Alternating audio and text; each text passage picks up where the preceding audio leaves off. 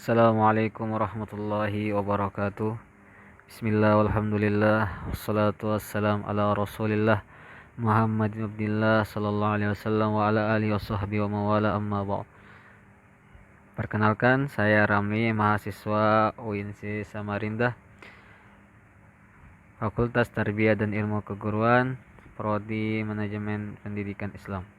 Pada kesempatan yang singkat ini, saya akan menjelaskan sedikit materi tentang written communication atau prinsip-prinsip komunikasi tertulis. Materi ini guna untuk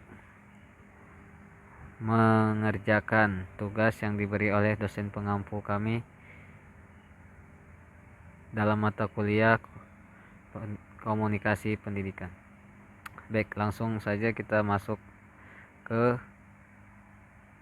pengertian komunikasi ya. Komunikasi tertulis merupakan salah satu bentuk komunikasi yang sering digunakan dalam bisnis, seperti komunikasi melalui surat atau pembuatan memo, laporan, iklan di surat kabar, dan lain-lain. Untuk menolong kita dalam komunikasi secara baik, ada beberapa prinsip-prinsip yang harus diperhatikan, yaitu pertama, lengkap, yang kedua, ringkas, yang ketiga, pertimbangan, yang keempat, konkret, yang kelima, jelas, dan yang keenam, sopan, dan yang terakhir yaitu harus benar. Baik, itu tadi beberapa prinsip-prinsip yang harus diperhatikan. Kedua, yaitu fungsi komunikasi tertulis. Yang pertama, fungsi dari komunikasi tertulis itu sebagai tanda bukti tertulis yang otentik, misalnya surat perjanjian. Yang kedua, alat pengingat atau berpikir bila mana kita diperlukan, misalnya surat yang telah diarsipkan. Selanjutnya, fungsi komunikasi tertulis yaitu dokumentasi historis, misalnya surat dalam arsip lama yang digali kembali itu untuk mengetahui perkembangan masa lampau. Yang keempat, fungsi komunikasi tertulis jaminan keamanan, umpamanya surat keterangan jalan, bisa juga itu ya. Selanjutnya, fungsi komunikasi tertulis yaitu pedoman atau dasar bertindak, misalnya surat keputusan, surat perintah, surat pengangkatan. Dan yang terakhir, fungsi komunikasi tertulis juga yaitu biar lebih efisien dari komunikasi melalui telepon bila jarak antar perusahaan dan langganan jauh sekali. Selanjutnya, keuntungan dan kerugian komunikasi tertulis.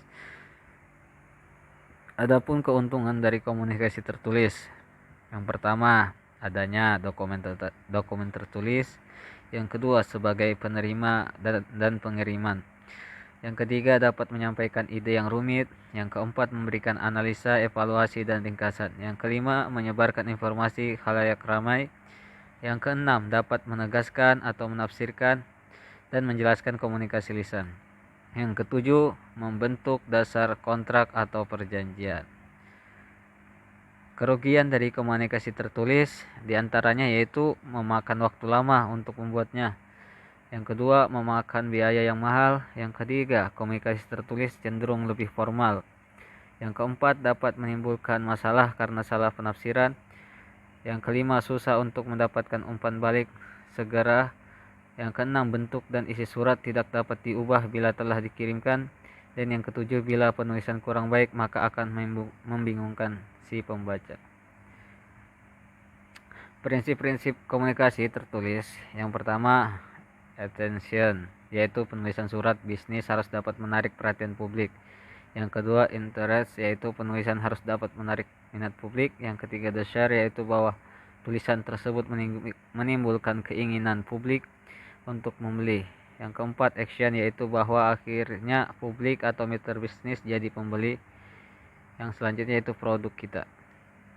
Dalam merumuskan pesan atau suatu pesan itu terdapat beberapa masalah yang harus dipecahkan. Yang pertama, apa yang kita katakan. Yang kedua, bagaimana cara mengatakannya. Yang ketiga, bagaimana mengatakannya secara simbolik.